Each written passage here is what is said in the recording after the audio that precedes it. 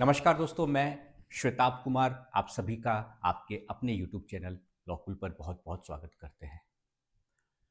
दोस्तों, आज मैं और आप मिलकर भारतीय साक्ष्य अधिनियम 2023 के कुछ अटमोस्ट इम्पॉर्टेंट MCQs को सॉल्व करने वाले हैं। ध्यान से देखिएगा पूरे सेशन को। आप किसी भी स्टेट के जुडिशरी के एग्जाम की तैयारी कर रहे हैं, आज का ये सेशन आपके लिए बहुत ही ज़्यादा इम्पोर्टेंट होने वाला है। पहला क्वेश्चन ध्यान से देखिएगा, निश्चिंत रहिए। ये जो आपका MCQ का PDF है वह लॉकुल के व्हाट्सएप चैनल पर आपको मिल जाएगा। साथ में टेलीग्राम चैनल भी है लॉकुल का, उस पर भी आपको इसका PDF मिल जाएगा। Question number 1, on which date did the भारतीय साक्ष्य अधिनियम 2023 रिसीव प्रेसिडेंशियल असेंट? राष्ट्रपति की मंजूरी कब मिली थी? इस कानून को, जो आपका भारतीय साक्ष्य अधिनियम है, इस कानून को राष्ट्रपति की मंजूरी कब मिली थी? ऑप्शंस आपके सामने हैं। ऑप्शन ए 24 दिसंबर 2023, 25 दिसंबर 2023, 21 दिसंबर 2023, 26 दिसंबर 2023। बताइए।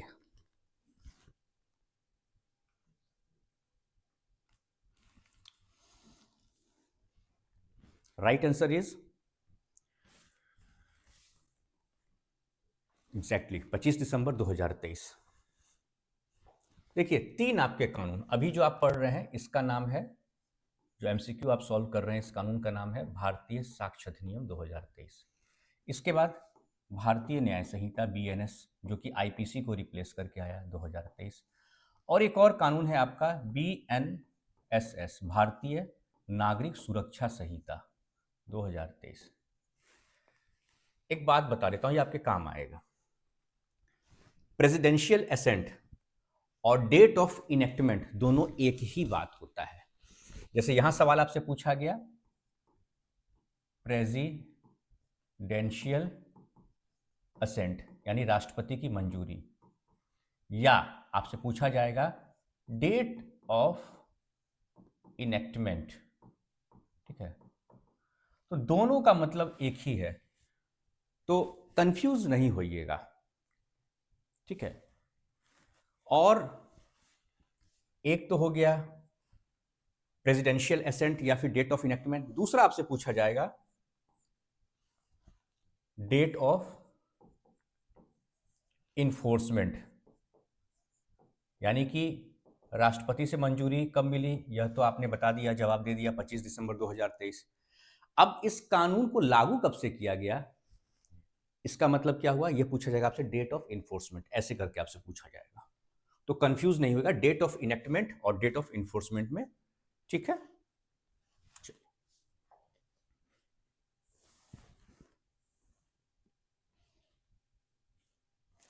When did the भारतीय साक्ष्य अधिनियम 2023 came into force? लीजिए, आपका सवाल अगला ही गया, आ गया ना अगला सवाल आपका, बताइए। 1 जुलाई 2024, 20 जुलाई 2024, 13 सितंबर 2024 और 8 जुलाई 2024, बताइए।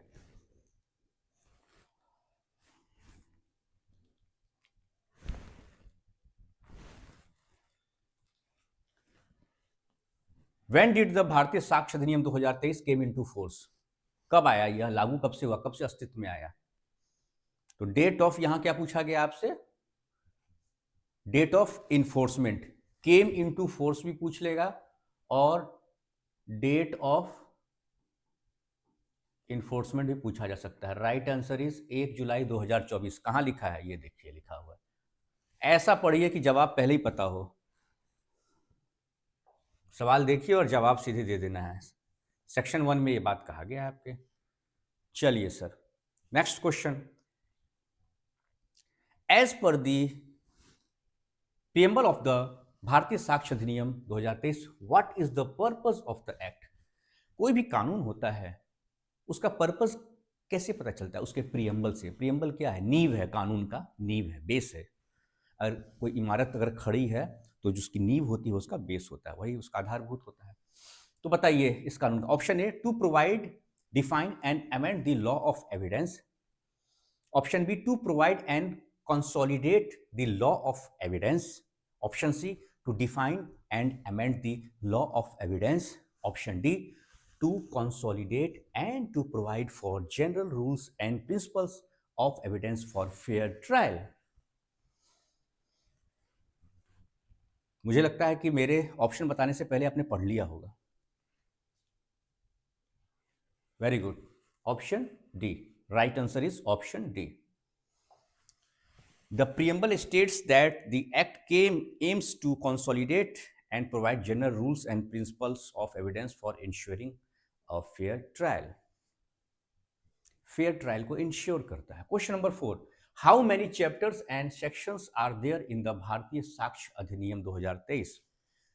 कितने सेक्शंस और कितने चैप्टर्स है, यही सवाल पूछा गया आपसे। Option A, 11 chapters and 167 sections. Option B, 12 chapters and 170 sections. Option C, 10 chapters and 165 sections. Option D, 15 chapters and 175 sections. Right answer हो गया आपका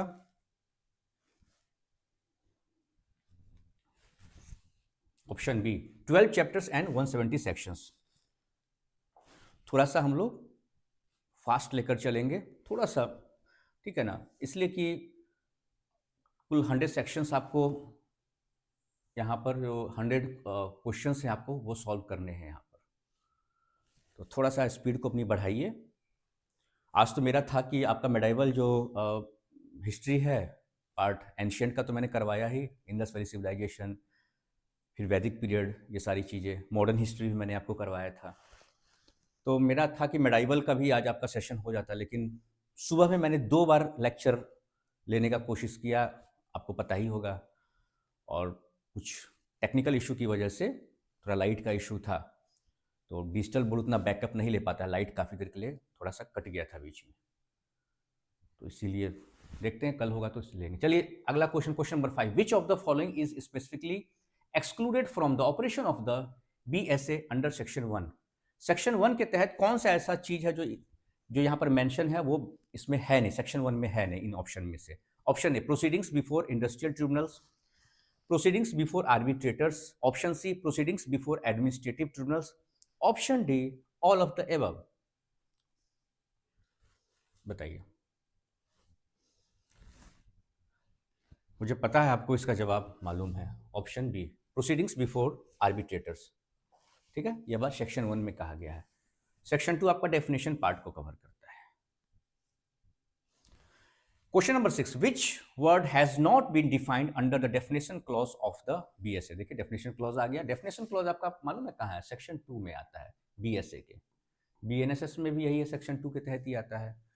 शुरुआती audio video electronic means BNSS में। अब यहाँ पर देखिए, तो बताइए जो डेफिनेशन पार्ट है उसमें इनमें से कौन सा टर्म कवर नहीं होता, नहीं आता उसके तहत?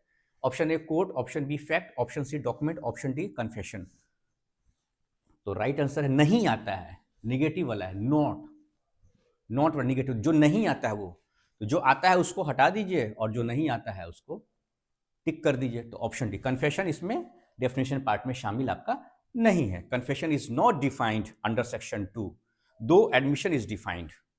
चलिए, एडमिशन आपका डिफाइन है लेकिन कन्फेशन नहीं। चलिए question number 7, under the definition of court, court के डेफिनेशन के अंडर में क्या नहीं शामिल है? Who is not included under the definition of the court? Option A, all judges. Option B, all magistrates. Option C, arbitrators. Option D, all persons legally authorized to take evidence. Section 2 के subsection 1 के clause A के तहत आता है यह। कितना hint दे दिया मैंने आपको कोर्ट का, अब बताइए। आसान है, आर्बिट्रेटर्स। चूंकि इसके लिए अलग से ही कानूनी है, आर्बिट्रेशन एंड कंसलेशन एक्ट अलग से इसके लिए कानूनी है। ठीक है। Question number 8, what does may presume mean under the BSA, भारतीय साक्ष्य अधिनियम के तहत मे प्रिज्यूम का क्या मतलब होता है? Options are, court is bound to regard the fact as proved, option A, court is bound to regard the fact as proved, court में call for proof of the fact, option C, fact is conclusive proof, option D, parties decide the proof.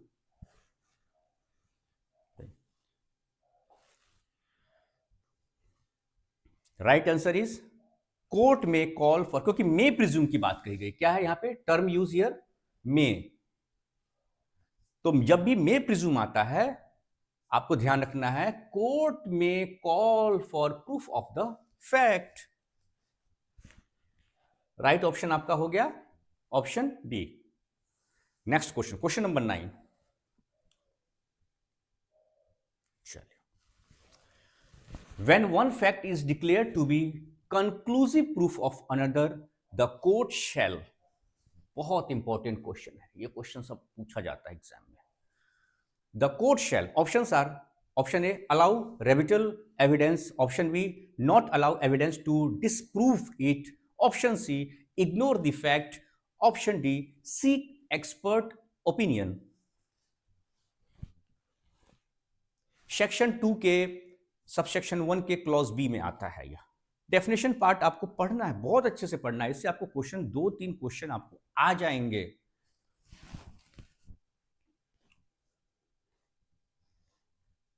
Conclusive proof of another, तो यहां पर होगा not allow evidence to disprove it. ठीक है, क्योंकि पहले ही है ना डिक्लेयर कर दिया गया है कि कॉन्क्लूसिव प्रूफ है। जब एक फैक्ट को डिक्लेयर कर दिया गया है to be conclusive proof of another, तो फिर बात ही खत्म है। तब कोई एविडेंस क्यों लाएंगे आप, अलाउ ही नहीं किया जाएगा उसको डिसप्रूव करने के लिए। कॉन्क्लूसिव प्रूफ की बात है ना यहां पर। चलिए, question number 10, please make it fast. चलिए, question number 10, which word is newly used in the definition of document in the भारतीय साक्ष्य अधिनियम 2023। डॉक्यूमेंट की जो डेफिनेशन है, ठीक है, उसमें कोई नया वर्ड जो यूज किया गया वो आपको बताना है। ठीक है, पूरा कानून ही उस नए बदलाव की वजह से जो है अस्तित्व में आया है। ठीक, options are, option A maps, option B inscriptions, option C electronic and digital records, option D photographs. बताइए, क्योंकि देखिए आपने इंडियन एविडेंस एक्ट को अच्छे से पढ़ रखा है। ठीक है, तो जो नया कानून आया है उसमें एड ऑन जो हुआ है वही आपको बताना है, जो नई चीज को इंक्लूड किया गया है। ठीक है, electronic and digital record, right answer is option C, electronic and digital record, नया टर्म इसको डॉक्यूमेंट में इंक्लूड किया गया है। Question number 11, how many parts is the BSA divided into, जो भारतीय साक्ष्य अधिनियम है वो कितने पार्ट में डिवाइड है? Options are, option A 3, option B 4, option C 5 parts, option D 2 parts. How many parts, कितने पार्ट्स में भारतीय साक्ष्य अधिनियम को डिवाइड किया गया है? राइट आंसर इज, बताइए, 4 पार्ट्स, 4 पार्ट में डिवाइड किया गया है भारतीय साक्ष्य अधिनियम को, आपको बीएसए को। ठीक है, चलिए next question, question number 12। Total 100 questions हैं, थोड़ा सा फास्ट कीजिए। Question number 12, to which proceedings does the BSA apply? ये जो जितने भी इंपॉर्टेंट क्वेश्चन आपके बन सकते हैं वो सब मैंने शामिल किया है यहाँ पर। To which proceedings does the BSA apply, जो भारतीय साक्ष्य अधिनियम है वो किन किन प्रोसीडिंग पे अप्लाई होता है, ठीक है, लागू होता है? तो option A all judicial proceedings in और before any court, option B affidavits, option C arbitration proceedings, option D only criminal trials. Eliminate करते जाइए, आर्बिट्रेशन प्रोसीडिंग पहले ही आपका, ठीक है, इसमें एलिमिनेट हो गया। उसके बाद एफिडेविट्स एलिमिनेट हो गया। Only criminal trials, is it possible? नहीं ना, सिर्फ क्रिमिनल ट्रायल्स पर तो है नहीं, तो बचा क्या?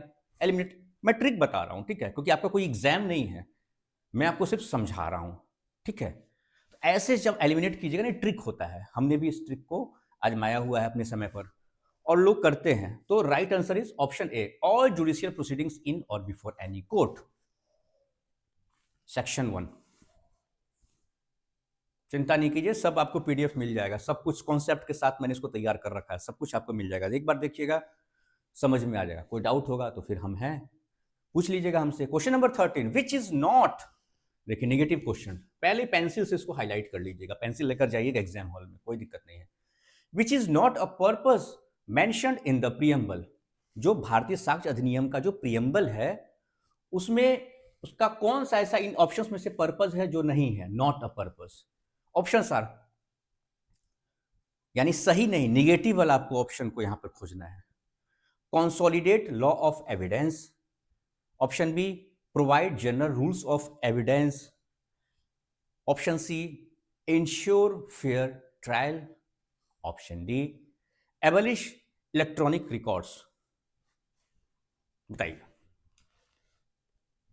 नेगेटिव है क्वेश्चन, नेगेटिव क्वेश्चन है। नॉट, कौन सा इसमें शामिल नहीं है प्रियम्बल में, प्रियम्बल के पर्पस में कौन सा शामिल नहीं है? साफ है बिल्कुल। इलेक्ट्रॉनिक रिकॉर्ड को तो इंट्रोड्यूस भी किया गया है इसमें, तो यह कैसे नहीं शामिल होगा? तो यहां एबॉलिश लिख के यह निगेटिव वाले का टर्म है, तो निगेटिव टर्म पूछा गया तो निगेटिव को पकड़ लीजिए। तो यहां पर ये right answer option D, abolish electronic record. Abolish थोड़ी किया गया इसको, तो और इसमें शामिल किया गया है बकायदा। चलिए, question number 14, on which date was the भारतीय साक्ष्य अधिनियम इंप्लीमेंटेड? अभी मैंने इससे पहले बताया था ना कि अलग अलग टर्म का इस्तेमाल किया जाएगा, इन्फोर्समेंट, इम्प्लीमेंटेशन, वही इम्प्लीमेंटेड आ गया आपका, ठीक है, enactment, presidential assent. Option are 25 December 2023, option B 1 January 2024। मैं हिंदी इंग्लिश दोनों में बोलता हूँ क्योंकि ये दोनों बच्चों के लिए है, ठीक है, जो इंग्लिश मीडियम के और जो हिंदी मीडियम के, इसलिए मैं इंग्लिश में आपके लिए लिखा ही हुआ है, बीच बीच में इंग्लिश टर्म का भी इस्तेमाल कर देता हूँ, और जो हमारे साथी हिंदी मीडियम से हैं उनको भी दिक्कत ना हो, इसीलिए मैं इस्तेमाल करता हूँ दोनों टर्म को। प्लीज़ इस पर आप लोग कमेंट में, मतलब ये नहीं कहिएगा कि सर आप इंग्लिश में भी बोल रहे हैं, सर आप हिंदी में बोल रहे हैं, दोनों लैंग्वेज का मैं इस्तेमाल यहाँ पर करूँगा, ठीक है। तो 25 December 2023 option A, option B 1 January 2024, option C 1 July 2024, option D 15 August 2024। बताइए। राइट आंसर इज, इंप्लीमेंट की बात कही गई है। इंप्लीमेंट मतलब इन्फोर्समेंट। लागू कब से हुआ सर? लागू,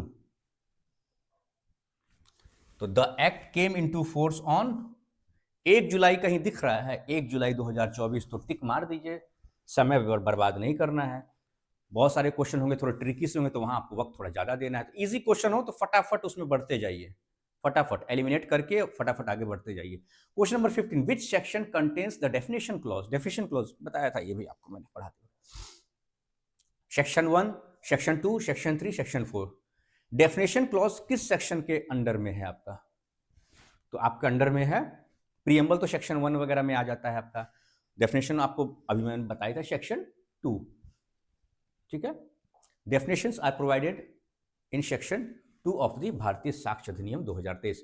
क्वेश्चन नंबर 16, अंडर भारतीय साक्ष्य अधिनियम the term fact includes, fact में कौन कौन सी बातों को शामिल किया गया है?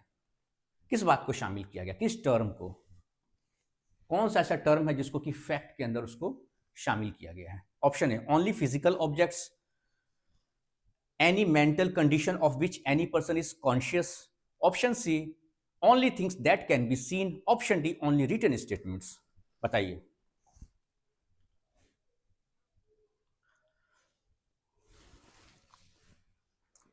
Right answer is any mental condition, option B any mental condition of which any person is conscious. चलिए, बेंथम का क्वेश्चन आ गया। बेंथम जो है वो फैक्ट को जो है किस दो कैटेगरी में बांटे थे, यही सवाल है। Question number 17, fact as defined by Bentham is divided into which two categories? यही पूछा गया, कौन सी दो कैटेगरी में फैक्ट को बेंथम सर के द्वारा डिवाइड किया गया था? Options are A real and personal facts, option B physical and psychological facts, option C oral and documentary facts, option D primary and secondary fact. तो राइट आंसर इज, बहुत easy है, मैंने इसको लेक्चर में भी आपको समझाया हुआ है। बताइए। इंडियन एविडेंस एक्ट जिस वक्त पढ़ाया था उस वक्त मैंने आपको बताया था ये चीज। Physical and psychological facts, internal and external.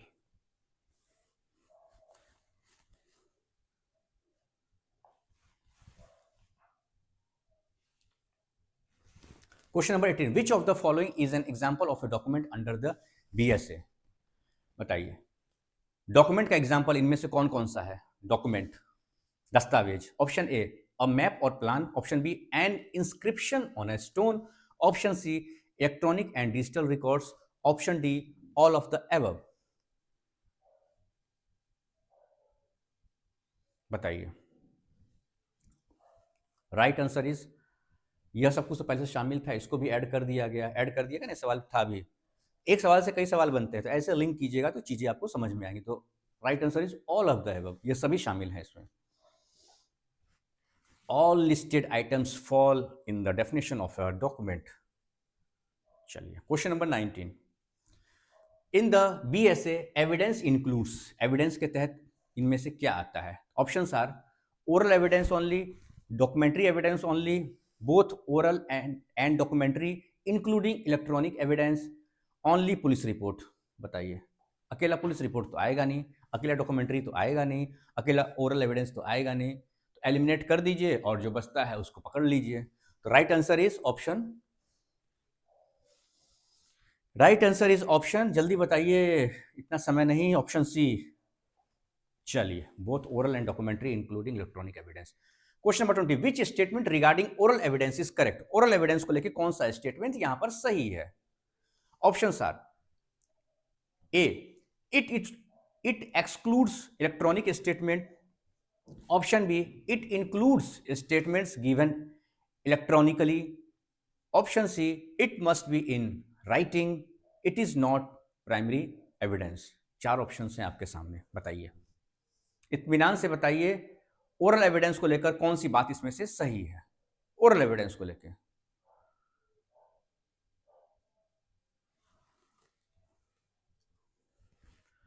तो इसमें वह भी स्टेटमेंट शामिल है, ओरल एविडेंस को लेकर नेगेटिव नहीं है, ये देखिएगा नेगेटिव क्वेश्चन नहीं है, इसमें सीधा सीधा पूछा है, करेक्ट पूछा है, क्या सही है ओरल एविडेंस को, तो इसमें यह भी शामिल है it includes statements given electronically. Electronically मतलब ओरल एविडेंस, मोबाइल से मैं किसी को बोल रहा हूं कोई बात, तो मौखिक है, ओरली है, तो थ्रू क्या है, मोबाइल क्या है, यह जो मोबाइल है आपका, यह इलेक्ट्रॉनिक गैजेट है ना, तो इससे अगर मैं किसी को कॉल पे कोई बात बोल रहा हूं तो वह क्या है, ओरल एविडेंस है।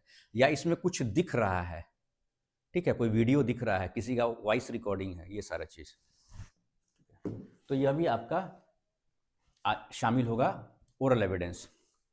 चलिए question number 21, when the court shall presume a fact it must, shell presume की बात आ गई। When the court shall presume a fact, किसी तथ्य को जब कोर्ट क्या करता है, शैल प्रिज्यूम करता है, तब उसमें क्या होगा, it must be, option A regard it as proved unless disapproved, option B call for proof at discretion, shall presume की बात है, ध्यान रखिएगा, option C ignore it, treat it as conclusive proof. बताइए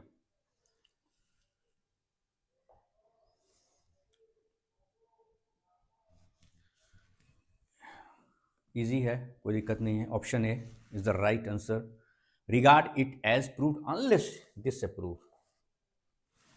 लाइए एविडेंस इसके लिए फिर, क्या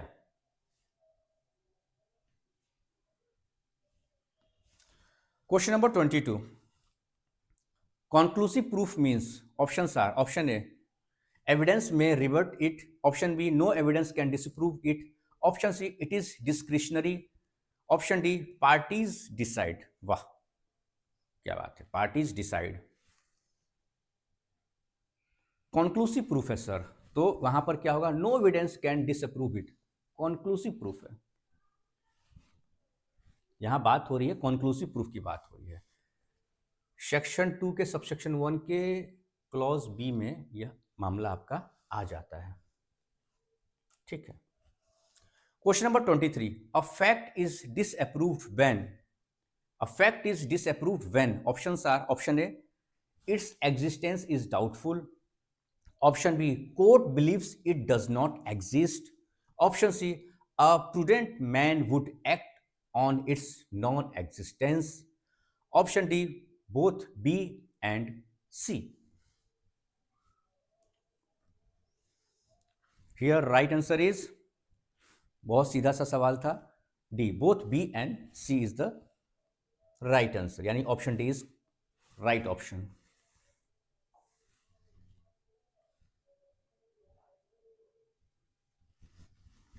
वेट,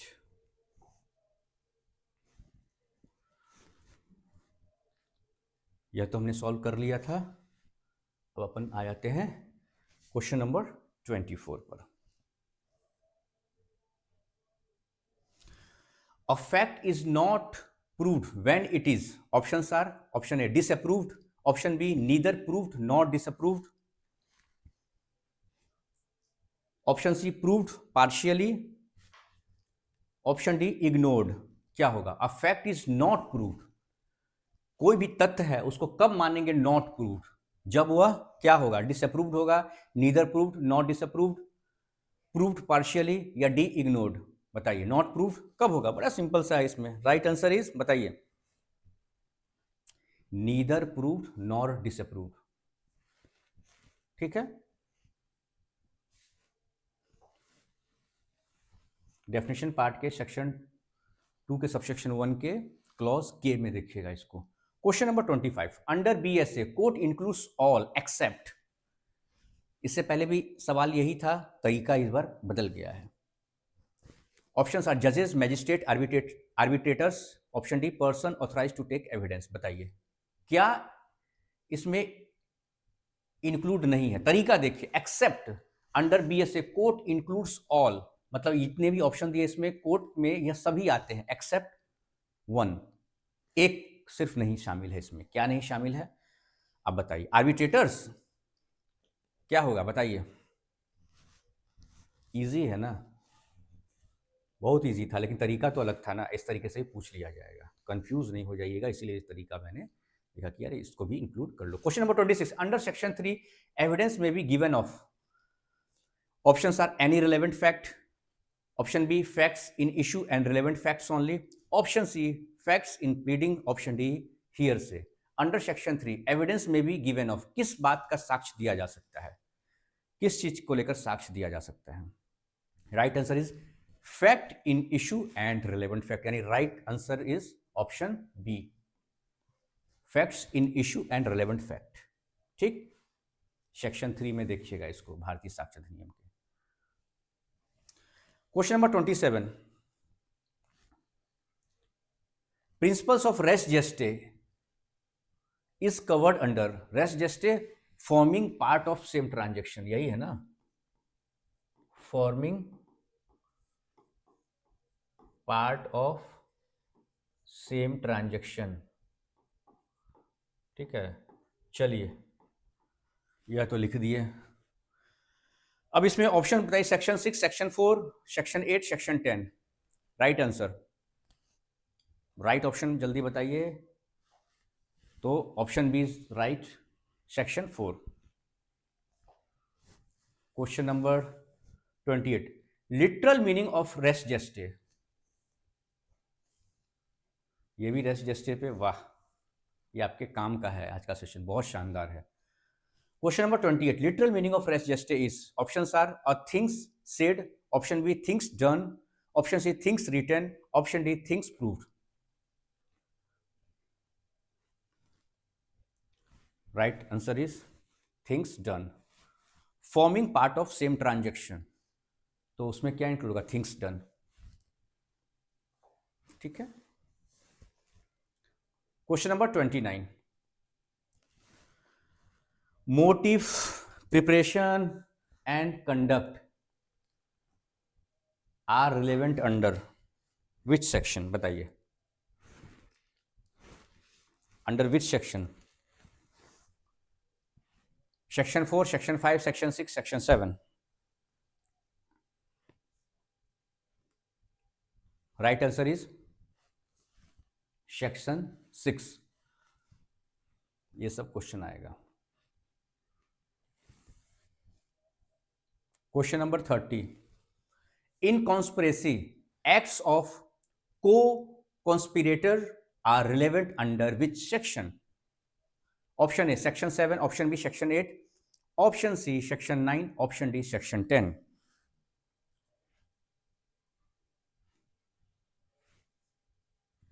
कॉन्स्पिरेसी को लेकर एक्ट जो को कॉन्स्पिरेटर है उसका एक्ट, उसका कृत्य कब रिलेवेंट होगा, किस प्रावधान के तहत होगा? राइट आंसर इज बी यानी section 8।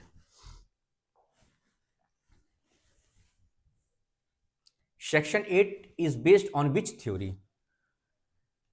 Options are option A necessity, option B agency, option C probability, option D relevancy. ये तो इजी है आपका, सहयोगी है ना, सहयोगी है।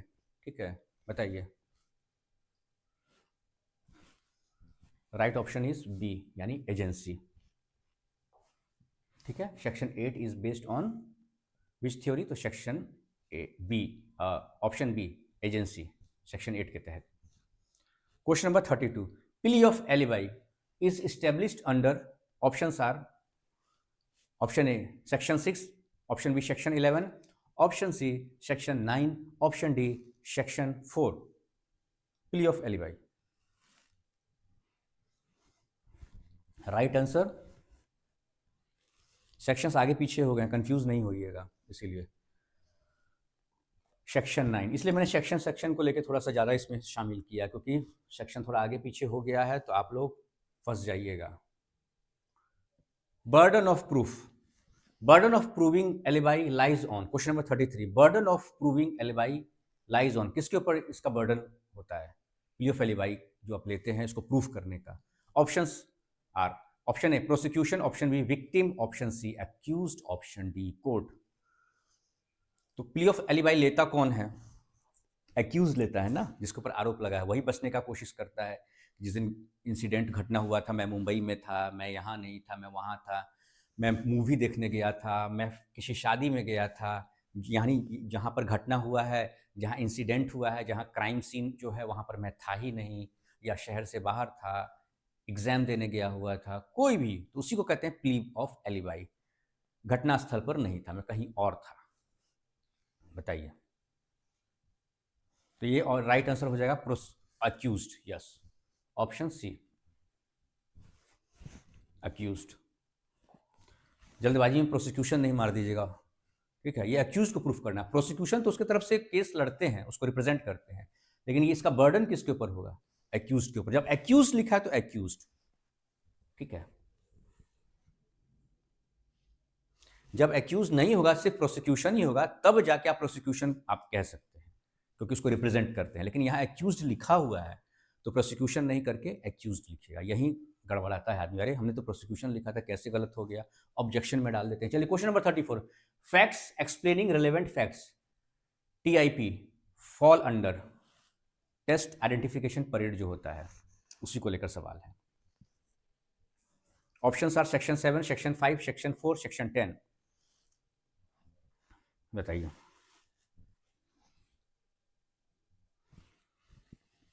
राइट आंसर, मैं इसलिए हट जाता हूं कि आपको दिक्कत ना हो। राइट आंसर ऑप्शन ए यानी section 7।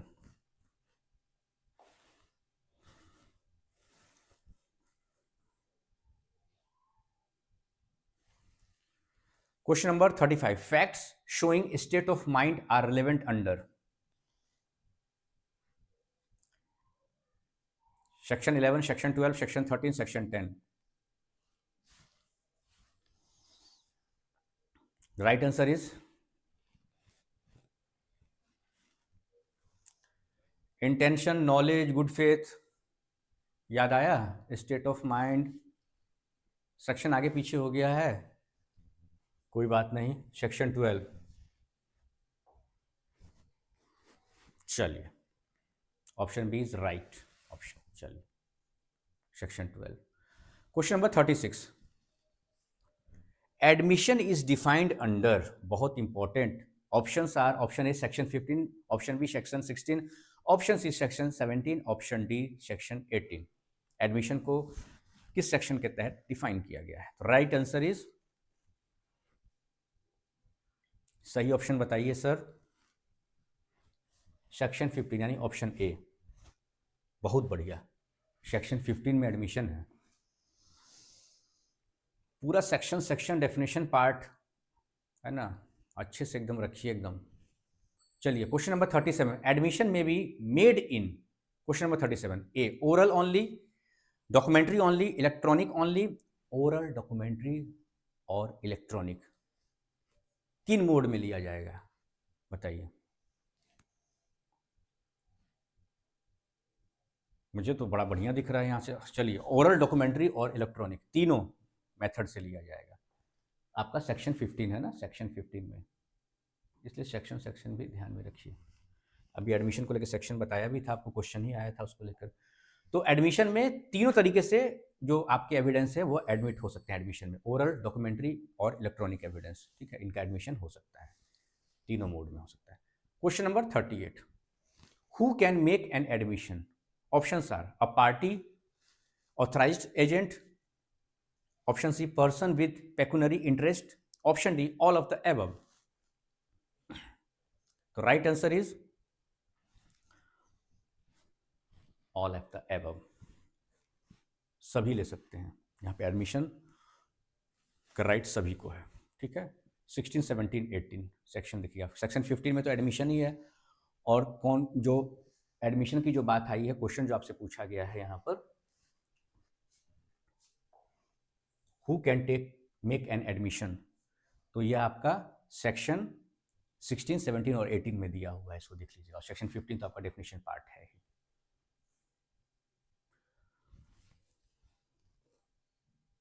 Question number 39, admissions are, options are conclusive proof, not conclusive proof, but may operate as estoppel, option C hearsay, option D irrelevant।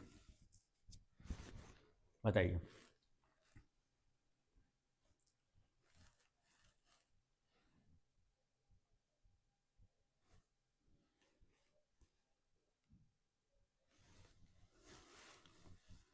Right answer is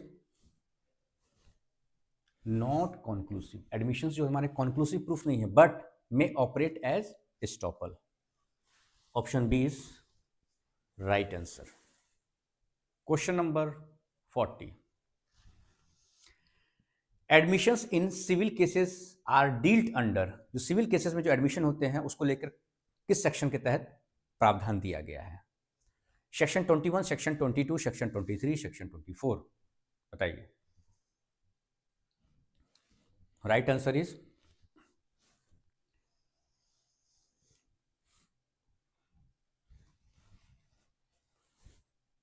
section 21। Section 21 आपका deal करता है admissions in civil cases, उससे यह संबंध रखता है, उसको लेकर प्रावधान दिया गया है। Confession is defined under which section? Options are section 15, section 22, section 2 not defined. या तो कन्फेशन सेक्शन 15 में है, या तो सेक्शन 22 में है, या तो सेक्शन 2 में है, या फिर डिफाइन ही नहीं है। बताइए इसको लेकर। एक और इससे पहले क्वेश्चन मैं शुरुआत में पूछा था, अब ये दूसरे तरीके से है। उसी वक्त मैंने बता दिया था, हालांकि आपने ध्यान दिया कि नहीं दिया। तो कॉन्फेशन क्या है? एडमिशन डिफाइन है सर, एडमिशन डिफाइन है। मैंने यही समझाया था आपको कि एडमिशन डिफाइन है। कहाँ डिफाइन है? तो आपका सेक्शन 15 ऑफ BSA, भारतीय साक्षरता अधिनियम में डिफाइन किया गया है। लेकिन confession is not defined under भारतीय साक्षरता अधिनियम। तो right answer is not defined, option D. चलिए, question number 42, confession caused by inducement is irrelevant under, options are, देखिए, section 21, section 22, section 23, section 24। Right answer is confession caused by inducement is irrelevant की बात कही गई है sir. यह आपका आ जाएगा राइट आंसर इज सेक्शन 21, यानी option B is right, section 22।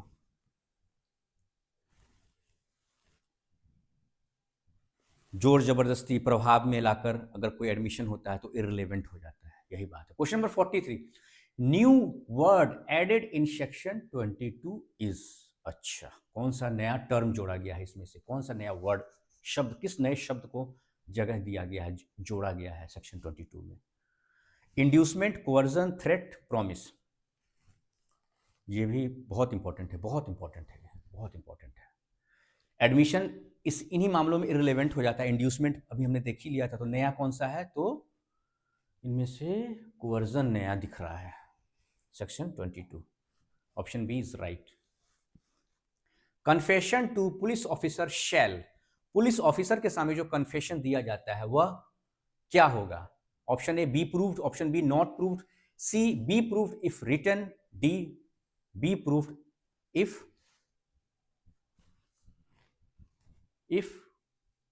Confession is made before superintendent of police. बताइए।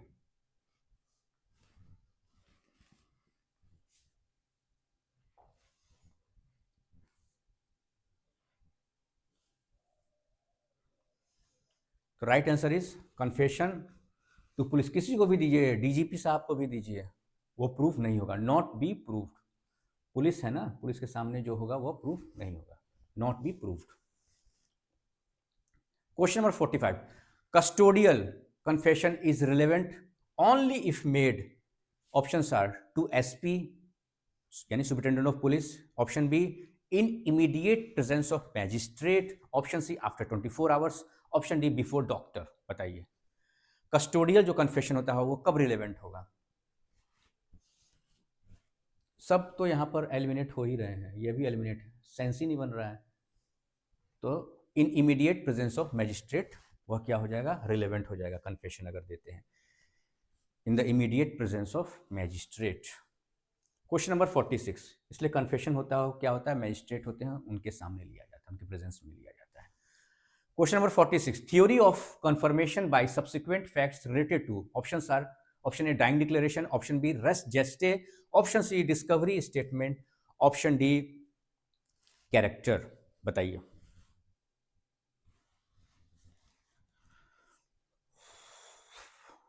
राइट आंसर इज, बताइए, theory of confirmation by subsequent facts. अरे तो दिख रहा है सब कुछ साफ साफ, ऑप्शन सी डिस्कवरी स्टेटमेंट। चलिए, subsequent facts,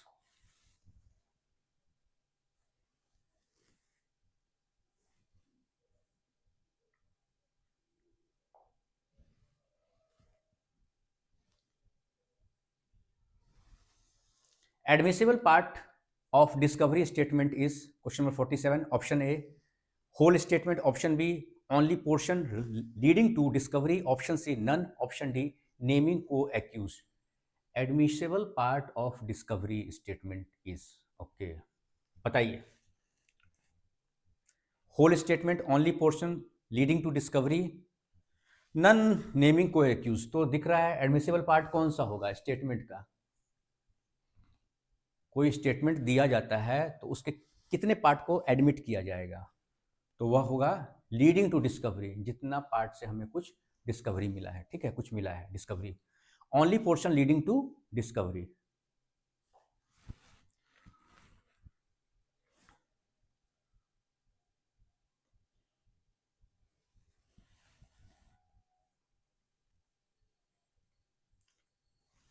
landmark case on fact discovered, अच्छा फैक्ट डिस्कवर्ड को लेकर लैंडमार्क केस कौन कौन सा है? ऑप्शन आर, फेमस केस है सब, option A Mirza Akbar, option B Pulukuri Kottaya, option C Pakala Narayana, option D Richardson.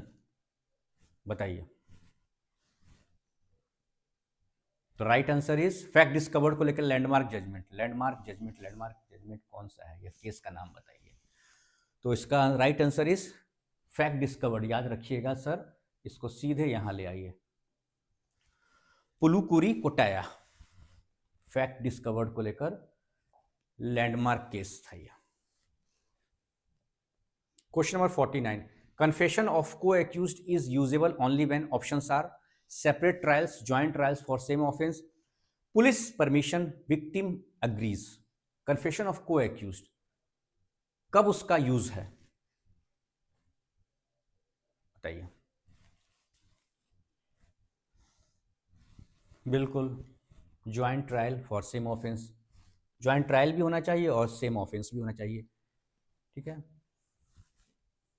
Section 24, evidentiary value of को एक्यूज कन्फेशन, बताइए। जो को एक्यूज होता है उससे कन्फेशन का एविडेंशियरी यानी उसके साक्ष्य का कब महत्व है।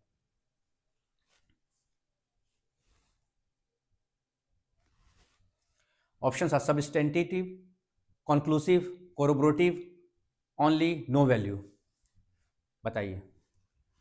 सबस्टेंटिव, कंक्लूसिव, कोरोबोरेटिव या no value. Right answer is corroborative only. Corroborate किया जाएगा उसको, तभी उसका एविडेंशियरी वैल्यू होगा को एक्यूज के कन्फेशन का, ऐसे थोड़ी ना है, उसको कोरोबोरेट करना होगा। चलिए question number 51, which section of the BSA deals with dying declaration. Dying declaration को कौन सा सेक्शन भारतीय साक्ष्य अधिनियम के तहत है। Section 32, section 26, section 27, section 30। Section बदल गए हैं, सेक्शन आगे पीछे हो गए हैं, इससे कंफ्यूज नहीं होना है।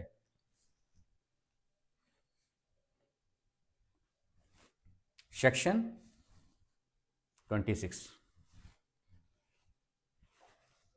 चलिए, इंडियन एविडेंस एक्ट में क्या था, याद है तो लिख दीजिएगा कमेंट सेक्शन में। क्वेश्चन नंबर 52, वो याद रहेगा तो ये भी याद रहेगा। Question number 52, on what principle is a dying declaration based. अच्छा, मैग्जिम्स हैं। Option A, nemo debet esse judex in propria causa. Option B, nemo moriturus praesumitur mentire. Option C, res ipsa loquitur. Option D, audi alteram partem. ये तो बहुत ही famous, सब तो famous ही अपनी जगह। Audi alteram partem, no one should be unheard. Audi alteram partem का मतलब यही होता है ना। चलिए बता दीजिए सर, इसमें तो दिख रहा है ये टर्म जो है ना, यही तो है, nemo moriturus praesumitur mentire. Option B. इसका मतलब क्या हुआ, the principle means that a person will not meet his maker with a lie in his mouth. कहते हैं ना कि झूठ बोल के जा रहे हो, क्या दिखाओगे ऊपर वाले को मुंह अपना, है ना। तो इसीलिए इसी पर आधारित है ये प्रिंसिपल डाइंग डिक्लेरेशन। माना जाता है कि जो व्यक्ति मरा हुआ व्यक्ति, मतलब मरते हुए जो जो मरने वाला है, वो कभी मरने से पहले झूठ नहीं बोलता है, यही थ्योरी है इसके पीछे। Question number 53, for a dying declaration to be relevant the statement must relate to. Options are the person's business affairs, option B, the cause of the person's death, option C, the character of the accused, option D, the past history of the victim.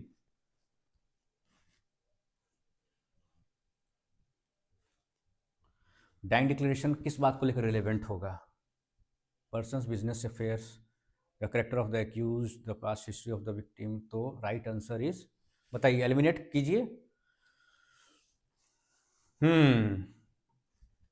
The cause of the person's death, ये relevant होगा। ये जो statement होगा किस चीज को लेकर relevant होगा, the statement must relate to person's death को लेकर होगा, cause of the person's death. Question number 54, is expectation of death necessary for a dying declaration to be admissible in India. बताइए, एक्सपेक्टेशन मतलब अब लग रहा है कि भाई मरने वाले हैं, इसकी उम्मीद, प्रबल संभावना है कि अब मृत्यु निश्चित है, अब मरना ही है, उम्मीद है कि अब ये मरेगा ही मरेगा। तो यह नेसेसरी है क्या, एक्सपेक्टेशन ऑफ डेथ जो है नेसेसरी है क्या डाइंग डिक्लेरेशन के लिए to be admissible in India. बताइए, options are yes it is mandatory, no it is not necessary, C only in civil cases, only if recorded by a magistrate. तो साहब ये मैंडेटरी नहीं है, not mandatory, it is no, it is not necessary, ये mandatory नहीं है।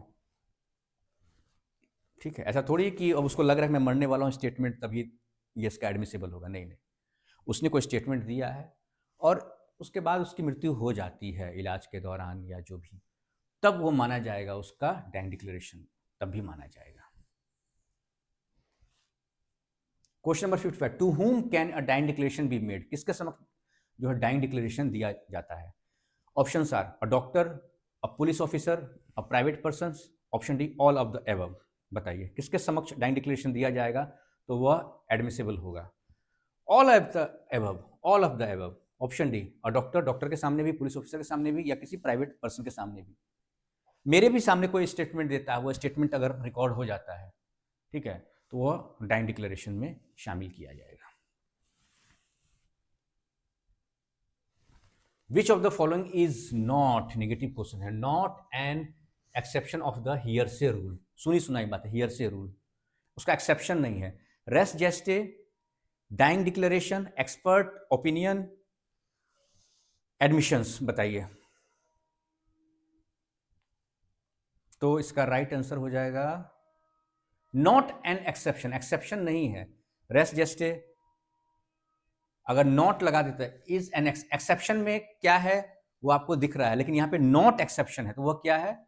सब तो रेस्ट जेस्टे एक ही चीज में शामिल है, डाइंग डिक्लेरेशन भी एक ही चीज में शामिल है, एडमिशन भी, तो ये तीनों एक चीज में शामिल है। Option A, option B, option D. ठीक है, तो इसमें से जो ऑड है उसको अलग कर दीजिए, तो एक्सपर्ट ओपिनियन हो गया। Right answer is option C, expert opinion.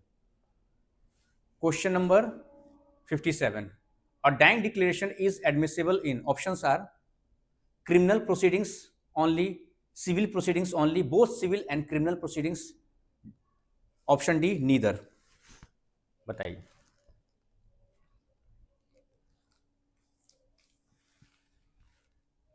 dank declaration admissible in both civil and criminal proceedings।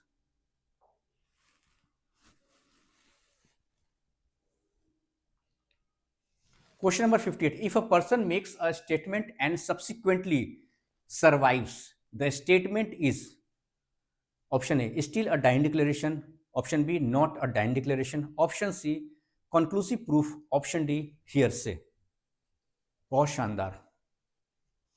तो जब बच ही गया, जिंदा बच गया आदमी, अब जैसे था कि भाई उनकी मृत्यु हो सकती है ऐसा लग रहा था, उससे पहले आदमी ने एक स्टेटमेंट दिया, ठीक है, लेकिन अभी वो सर्वाइव है, मतलब जिंदा है, वो मरा नहीं, तो वो डाइंग डिक्लेरेशन में शामिल होगा या नहीं होगा, यही बात पूछा गया। तो option B not a dying declaration, dying declaration है ही नहीं वो,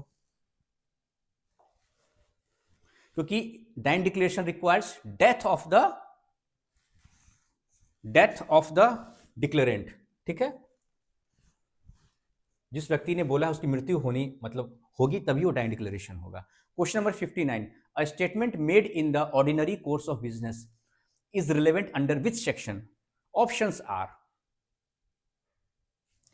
सेक्शन 26 का क्लॉज ए, सेक्शन 26 का क्लॉज बी, सेक्शन 27, सेक्शन 28। बताइए, a statement made in the ordinary course of business is relevant under which provision? Right answer is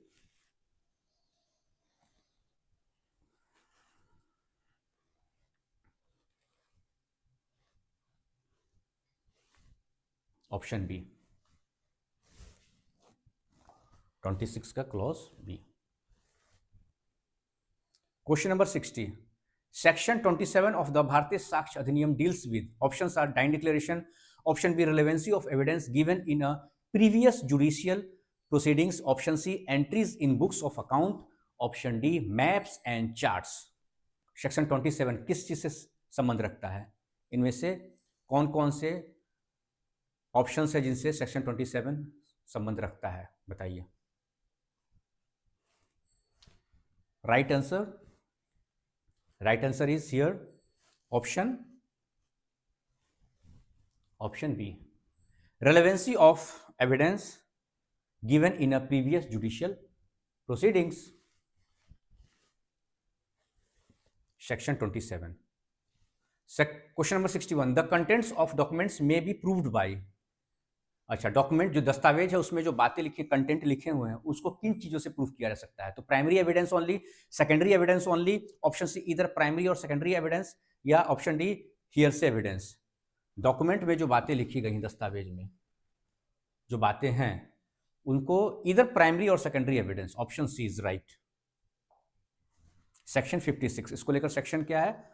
तो section 56 देखिएगा, सारा कॉन्सेप्ट यहां पर आपका क्लियर हो जाएगा। चलिए, primary evidence means, question number 62, options are the document itself produced for inspection, option B a photocopy of the document, an oral account of the document, और certified copy of the document. Primary, इसमें से कौन सा option है जो कि primary evidence के तहत शामिल किया जाएगा? प्राइमरी एविडेंस का क्या मतलब हुआ इसमें से बताइए। Section 57, right answer is the document itself produce, original document. The document itself मतलब original document, itself produce for inspection, वो आपका प्राइमरी एविडेंस के तहत आएगा। Question number 63, how many explanations are there in section 57 regarding primary evidence? Important है, section 57 में जो primary evidence की बात हुई है उसमें कितने एक्सप्लेनेशन है? Option are 3, option B 5, option C 7, option D 10।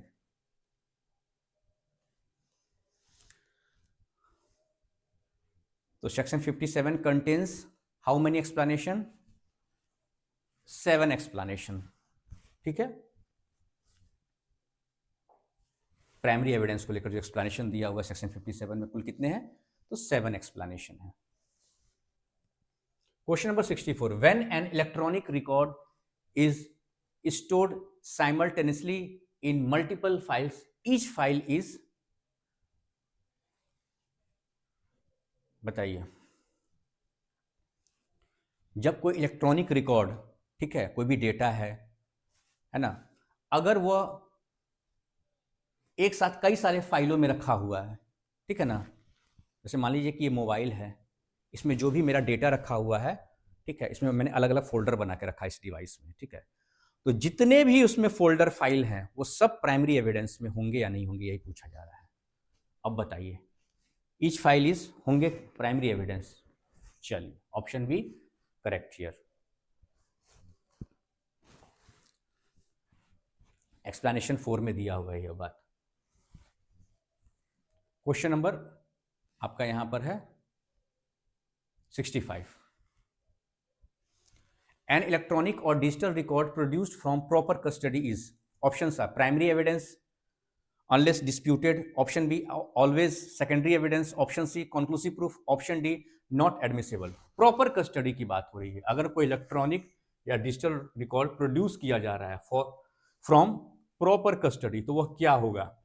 Primary evidence होगा, unless disputed, always secondary, conclusive proof, not admissible, क्या होगा? तो यह हो जाएगा आपका प्राइमरी एविडेंस अनलेस डिस्प्यूटेड। उसको प्राइमरी एविडेंस माना जाएगा जब तक उस पर कोई डिस्प्यूट न अराइज हो, उसको लेकर किसी प्रकार का कोई विवाद न हो। Question number 66, secondary evidence includes which of the following? अच्छा, सेकेंडरी एविडेंस में इनमें से कौन सी चीज शामिल है? Option A certified copies, option B mechanical copies, option C oral accounts by a person who has seen the document, जिसने डॉक्यूमेंट देखा हुआ उसके द्वारा अगर मौखिक रूप से बताया जा रहा है कि इस दस्तावेज में यह बातें लिखी है, या फिर option D all of the above. Secondary evidence में इसमें वक्त लगना ही नहीं चाहिए, कोर्ट में भी होता है ना, बताया था कि दस्तावेज में ये बातें हैं, कोर्ट में पूछा भी जाता है, तो जिस व्यक्ति ने वो दस्तावेज देखा उनके द्वारा क्या किया जाता है, वो ओरली मौखिक रूप से बताया जाता है। सेक्शन 58 में देखिएगा। Question number 67, under which condition can secondary evidence be given? किस परिस्थिति में सेकेंडरी एविडेंस दिया जा सकता है? Option are original with opposite party, अगर ओरिजिनल डॉक्यूमेंट अपोजिट पार्टी के पास है, option B original is a public document, original lost और destroyed, option D all of the above. तो यहां पर राइट आंसर क्या होगा? All of the above. तीनों परिस्थिति, ओरिजिनल अगर ऑपोजिट पार्टी जिसके ऊपर आपने केस किया हुआ है उसके पास है तो वैसी स्थिति में भी आप secondary evidence, original public document है तभी सेकेंडरी एविडेंस का इस्तेमाल कर सकते हैं। ओरिजिनल लॉस्ट हो गया है, गुम गया है या नष्ट हो गया, डिस्ट्रॉयड हो गया है, तो फिर वैसी स्थिति में भी आप सेकेंडरी एविडेंस को साक्ष्य के तौर पर न्यायालय में प्रस्तुत कर सकते हैं। सेक्शन 60 में देखिएगा इसको लेकर प्रावधान दिया गया है। Question number 68, admissibility of electronic records is dealt with in किस सेक्शन के तहत इलेक्ट्रॉनिक रिकॉर्ड के एडमिशन की बात कही गई? Section 60, section 61, section 63, section 57। Right answer is section 63। Question number 69, Question number 16. A certificate for admissibility of electronic evidence is required under which section? Options are: option A section 63 के subsection 2, option B section 63 के subsection 4, option C section 65, option D section 58। ये सारे options आपके दिए हुए हैं।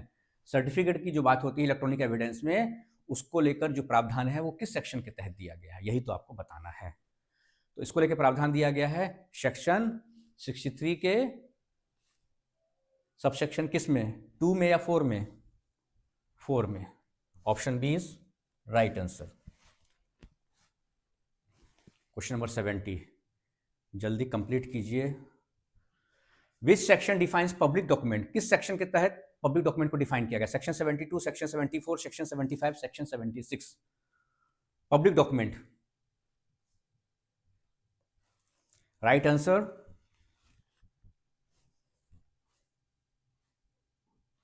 Section 74, option B. A document is not being a public document is a, options are secret document, private document, hearsay document, secondary document। कौन सा document होगा जो कि पब्लिक डॉक्यूमेंट नहीं होगा? बताइए। बड़ा सिंपल सा जवाब है, जो प्राइवेट डॉक्यूमेंट होगा वो पब्लिक डॉक्यूमेंट नहीं होगा। Opposite logical question. Question number 72, the court में presume or document is 30 years old if produced from, options are police custody, option B proper custody, option C victim's house, option D government office। Court के द्वारा ऐसे दस्तावेज को यह माना जाएगा, presume किया जाएगा कि वह 30 साल पुराने हैं, वह अगर इन कस्टडी से उसको प्रस्तुत किया जाए। बताइए, police custody, proper custody, victim's house या government office? Right answer is proper custody. Proper को याद रखिएगा, proper custody, option B is right answer. Question number 72, proper custody से उसको प्रोड्यूस किया जाता है जब तक। Question number 73, for electronic records presumption of age is reduce to. Electronic records के मामले में देखिए, जनरल डॉक्यूमेंट अगर है तो उसमें 30 साल दिया हुआ है, जनरल डॉक्यूमेंट जो है आपका। लेकिन अगर कोई इलेक्ट्रॉनिक रिकॉर्ड है, इलेक्ट्रॉनिक फॉर्म में है, तो उसके लिए कितना साल का प्रिजम्पशन दिया गया है? वो तो 30 साल है। और इलेक्ट्रॉनिक रिकॉर्ड्स के मामले में कितना है? Option 30 years, 20 years, 10 years, 5 years. तो इसको लेकर रिड्यूस, कम किया गया है थोड़ा। बताइए, 30 ईयर्स तो कब है? जनरल डॉक्यूमेंट के लिए, ठीक है, जनरल डॉक्यूमेंट के लिए आपका है, डॉक्यूमेंट के लिए, जनरल डॉक्यूमेंट के लिए इन जनरल जो प्रावधान है। लेकिन इलेक्ट्रॉनिक अगर रिकॉर्ड की बात होती है तब क्या होगा? तो इसको लेकर है option D 5 years. Proper custody 5 साल, सेक्शन 93 में दिया है प्रावधान। Court shall presume execution of power of attorney if authenticated by. बताइए, इसमें ऑप्शन नोटरी पब्लिक, जज और magistrate, C both A and B, option D gazetted officer. Execution of power of attorney, both notary public, जज और magistrate, C both A and B, section 84, both A and B हो जाएगा। Section 84 में इसको लेकर प्रावधान दिया गया है भारतीय साक्ष्य अधिनियम के। Question number 75, section 64 of the भारतीय साक्ष्य अधिनियम deals with, options are primary evidence, option B rules of notice to produce electronic signatures, option D public documents. बताइए, right answer is rules of notice to produce. Section 64 lays down rules for notice to produce documents. Question number 76. All facts except contents of documents may be proved by. Options are secondary evidence, option B oral evidence, option C conclusive proof, option D expert opinion.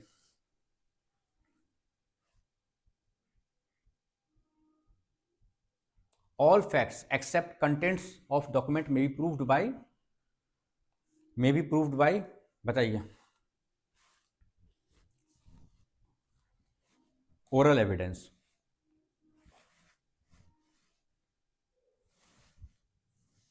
Question number 77. Oral evidence must be, options are, option A direct, B indirect, option C hearsay, option D circumstantial.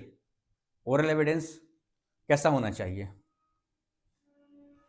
Must be, oral evidence must be direct, यानी option A is correct. Section 55. Best evidence rule is found in question number 78, section 92, section 94, section 96, section 98. Best evidence rule की बात कहां कही गई है? बताइए, best evidence rule की बात कहां कही गई है?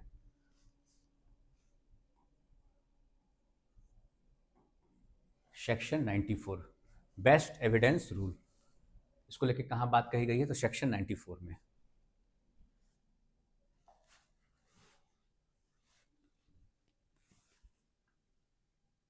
Question number 79. Oral evidence cannot explain a document if ambiguity is, options are simple, patent on face of a document, foreign language, lengthy. बताइए. Oral evidence cannot explain. Oral evidence जो content of document है, document को लेकर explain नहीं कर सकता है if जो एम्बिग्यूटी है उसमें जो खामियां हैं, ठीक है, वो किस बात को लेकर? तो patent on face of document. ठीक. सेक्शन 96 इसको लेकर प्रावधान दिया गया है.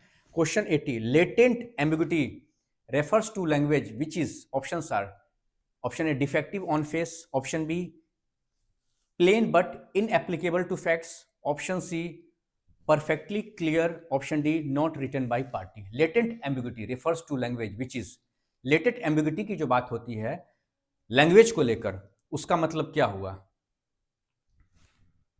plain but inapplicable to facts.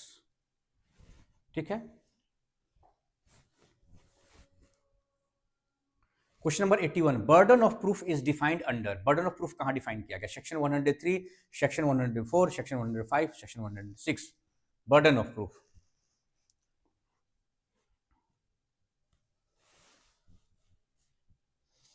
Burden of proof is defined section, option B section 104.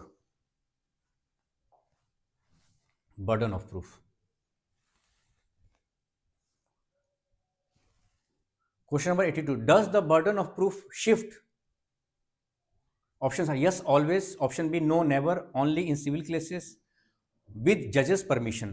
Shift करता है कि नहीं करता है burden of proof? Burden of proof shift. तो option B, no, never.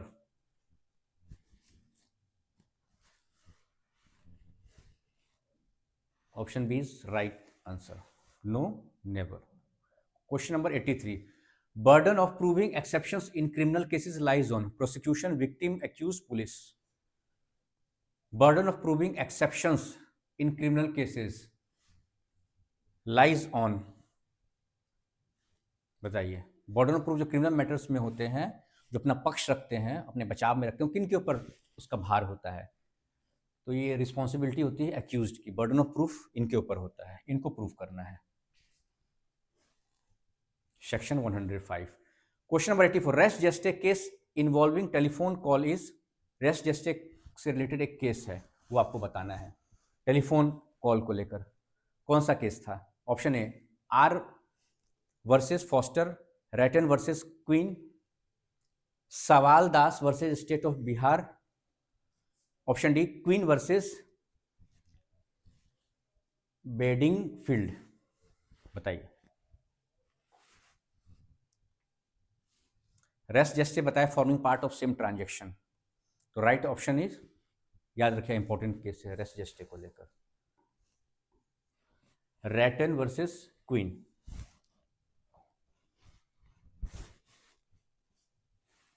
Important लगा मुझे और इंपॉर्टेंट है भी, तो इसलिए इसको मैंने इंक्लूड कर दिया। Question number 85, leading case on plea of alibi is, option are, option A Pakala Narayana Swami, Mirza Akbar, option D Dudhnath Pandey, option D Pulukuri Kottaya. बताइए leading case plea of alibi को लेकर। ये भी इजी है, इंपॉर्टेंट भी है, आपने कई बार पढ़ा हुआ है प्ली ऑफ एलिबाई को लेकर। लैंडमार्क दूधनाथ पांडे का केस है आपका प्ली ऑफ एलिबाई को लेकर, कई बार पूछा गया है ये एग्जाम में। लीडिंग केस है ये। Lord Atkin discuss confession in, option are Queen Empress versus Abdullah, Palvinder Kaur, option C Pakala Narayana Swami, option D R versus Richardson. किस मामले में कन्फेशन को डिस्कस किया था लॉर्ड एटकिन के द्वारा? यह भी कई बार पूछा गया है, option C Pakala Narayana Swami. Confession relates to, confession किस चीज से संबंध रखता है? Civil matters, criminal matters, matrimonial disputes, all cases. Confession आपका है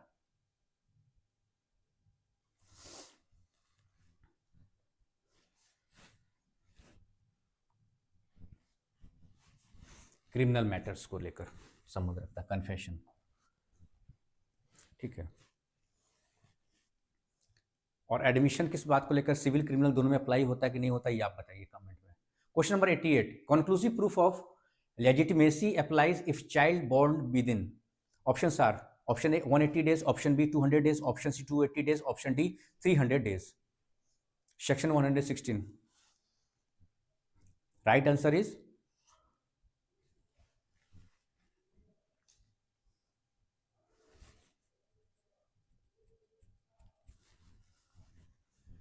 280 days, section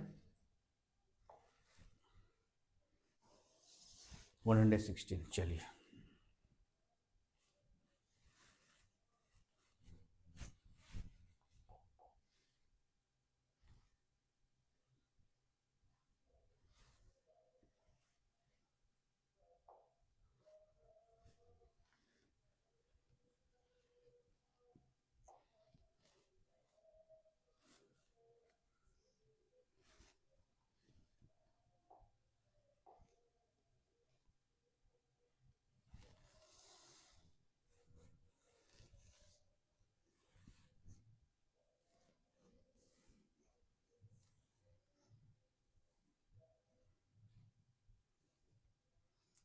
question number 89, drafter of original Indian Evidence Act was, option Lord Macaulay, James Fitzjames Stephen, Lord Atkin, doctor B R Ambedkar. Original जो Indian Evidence act था उसको लेके पूछ रहा है, तो स्टीफन था। चलिए जेम्स स्टीफन। मैकॉले था, आईपीसी को ड्राफ्ट किया था उसने, इंडियन पिनल कोड को किसने किया था? तो मैकॉले ने किया था, और स्टीफन ने इंडियन एविडेंस एक्ट को ड्राफ्ट किया था। Section question number 90, section 6 does not deal with, not है, याद रखिएगा। Option are, option A motive, option B preparation, option C conduct, option D hearsay evidence. Motive, preparation, conduct, तो section 6 में क्या चीज शामिल नहीं है वही बताना है। राइट आंसर है हियरसे एविडेंस। मोटिव, प्रिपरेशन और कंडक्ट, ये तीनों आपका सेक्शन 6 में शामिल है, लेकिन यहाँ पूछा है नॉट पूछा है, तो नॉट में क्या होगा, तो हियरसे हो जाएगा, ठीक है। तो right answer is hearsay evidence, option D is right answer. Section defining document is, किस सेक्शन के तहत डॉक्यूमेंट को डिफाइन किया गया? क्वेश्चन नंबर 91 है आपका। सेक्शन 2 के सबसेक्शन 1 के क्लॉज ए के तहत, सेक्शन 2 के सबसेक्शन 1 के क्लॉज डी, क्लॉज ई, क्लॉज जी। बताइए ए डी ई जी, बताइए डॉक्यूमेंट को कहां डिफाइन किया गया है? Right answer is option B, section 2 के सबसेक्शन 1 के क्लॉज डी के तहत, क्लॉज डी में आपका डॉक्यूमेंट डिफाइन है। Section defining evidence,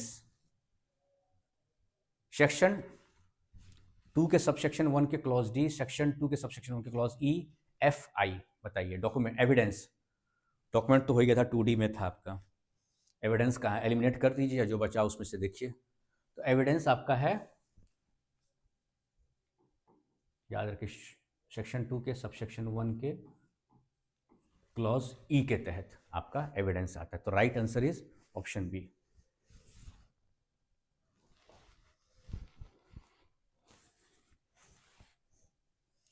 question number 93, privilege of जज not to answer question is under which provision? Section 125, section 126, section 127, section 128। Privilege of जज not to answer questions is under which provision? तो जजेस and magistrate are protected regarding their conduct under which provision? बताइए। Right option is option C, section 127। Question number 94, accomplice as competent witness is under section 132, section 133, section 138, section 139। किस प्रावधान के तहत जो accomplice है उसको competent witness कहा गया है? Right answer is yes, section 138, option C. Section 138 को के तहत accomplice जो है उसको भी competent witness कहा गया है। Question number 95, no particular number of witness rule is under which section? गवाह की बात होती है ना, कुल कितने गवाह होने चाहिए किसी भी मामले को, कितने गवाह होने चाहिए, तो इसको लेकर कोई पर्टिकुलर नंबर नहीं है। ऐसा नहीं कि इतना ही गवाह होना ही चाहिए, एक गवाह होना ही चाहिए, दो गवाह होना ही चाहिए, 5 गवाह होना ही चाहिए, ऐसा कोई मैंडेटरी नहीं है। तो यह बात किस प्रावधान के तहत कहा गया है भारतीय साक्ष्य अधिनियम? तो सेक्शन 137, सेक्शन 138, सेक्शन 139, सेक्शन 140। बताइए। तो इसमें एक बात कहा था कि क्वालिटी ऑफ विटनेस मैटर्स। क्या कहा जाता है? Quality of witness matter nor the quantity. Quantity की बात नहीं है, संख्या कितनी भी हो इससे फर्क नहीं पड़ता है। विटनेस क्वालिटी मतलब जो साक्ष्य है वो आपका कितना मजबूत है उस पर निर्भर करता है पूरा मामला। तो इसको लेकर प्रावधान कहाँ दिया गया है? बताइए। सेक्शन 139 में। चलिए,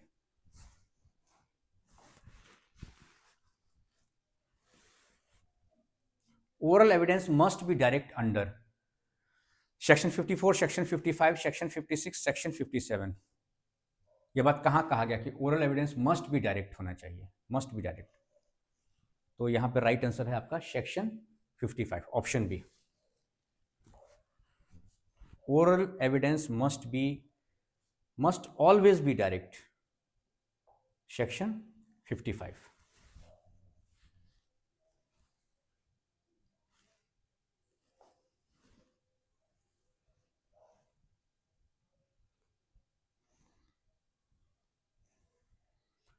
question number 97, conclusive proof of legitimacy applies within. यह तो मैंने आपको बताया था इससे पहले भी। Options are 180 days, 200 days, 280 days, 300 days. बताइए।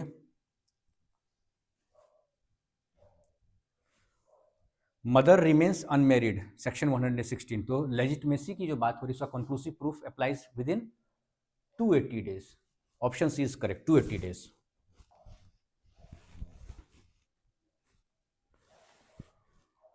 Question number 98, presumption for electronic records arises after. ये क्वेश्चन सॉल्व करवाया मैंने, दूसरे तरीके से पूछा गया है। बताइए। 30 ईयर्स, 10 ईयर्स, 5 ईयर्स, 20 ईयर्स? तो इसका राइट आंसर हो जाएगा 5 ईयर्स। तो इस तरीके से भी आपसे पूछा जा सकता है। इलेक्ट्रॉनिक रिकॉर्ड्स को प्रॉपर कस्टडी से दिया गया है, उसको एज एन एविडेंस उसको एडमिसिबल वो होगा, उसको लेकर जो टाइम पीरियड की बात कही गई वो कितना होना चाहिए। जनरल दस्तावेज को लेकर क्या है तो 30 ईयर से डॉक्यूमेंट को लेकर, लेकिन इलेक्ट्रॉनिक रिकॉर्ड है तो उसको लेकर 5 साल।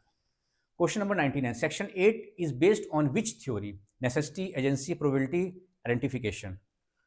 यही मैंने आपको बताया हुआ है, बहुत अच्छे से समझाया हुआ है। तो ये हो गया सेक्शन 8 आपका किस चीज़ से है, याद आया कुछ? थ्योरी ऑफ एजेंसी, एजेंसी से रिलेटेड है। किस चीज़ से? तो एजेंसी। तो right option is B. Each conspirator acts as agent of others. ठीक है, क्वेश्चन नंबर 99 के बाद 100। चलिए finally question number 100, electronic statements are included as oral evidence under. हाँ, इलेक्ट्रॉनिक स्टेटमेंट्स, जैसे मोबाइल पे कोई रिकॉर्डिंग है, कुछ है, तो क्या है, मोबाइल में अगर कोई स्टेटमेंट है, कोई बात है इसमें, ठीक है, जो वॉइस है, इलेक्ट्रॉनिक स्टेटमेंट है, तो उसको ओरल एविडेंस के तौर पर जो है माना जाएगा। ठीक है, तो क्या होगा इसमें, ये बताइए। Electronic statements are included as oral evidence under police statements, statements given electronically, physical court statements only, arbitrator statements. बताइए। तो वही स्टेटमेंट्स गिवन इलेक्ट्रॉनिकली, सेक्शन 2 के सबसेक्शन 1 के क्लॉज ई के तहत ये प्रावधान दिया गया है। तो यहां पर दोस्तों पूरा आपका एमसीक्यू आज का यह समापन बिल्कुल समाप्त हुआ। यहाँ पर पूरा क्वेश्चन, पूरा 100 क्वेश्चन हमने सॉल्व किया आज।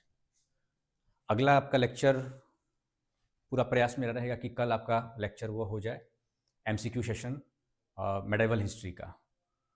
तो आज के इस टॉपिक को लेकर कोई सवाल, कोई डाउट, कोई संदेह कमेंट सेक्शन में पूछिए, और इसका जो पीडीएफ है वो आपको लॉकुल के व्हाट्सएप चैनल और टेलीग्राम चैनल पर मिल जाएगा। ठीक है दोस्तों, तो मिलते हैं अपने नेक्स्ट लेक्चर में, तब तक के लिए नमस्कार।